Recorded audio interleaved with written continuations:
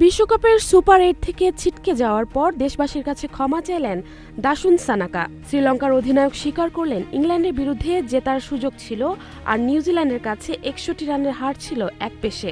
তিনি বলেন, দর্শকদের উদ্দেশ্যে আমার কিছু বলার নেই, আমরা ওদের খুশি করতে পারিনি, জয় উপহার দিতে পারিনি।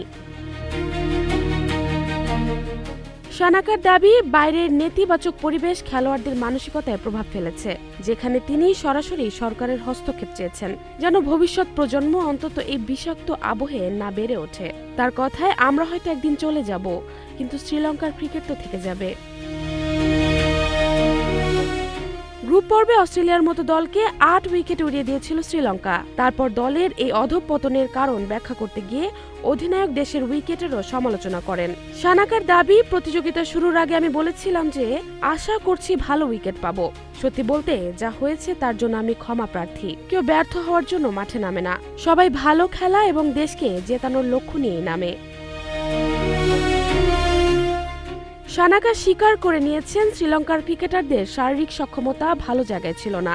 বিশ্বকাপ যত এগিয়েছে চোটের তালিকাও দীর্ঘ হয়েছে। প্রতিযোগিতার শুরুতে হেমস্ট্রিংয়ের চোটের কারণে দলের প্রধান পেসার মাথিসা পাথিরানা ছিটকে যান। অলরাউন্ডার ওয়ানিন্দু হাসরাংও চোট পান। সানাকা বলেন, আমার মনে হয় না শারীরিক সক্ষমতা সর্বোচ্চ পর্যায়ে ছিল। আমাদের ৪-৫ জনের চোট, সেরা ক্রিকেটাররা বাইরে।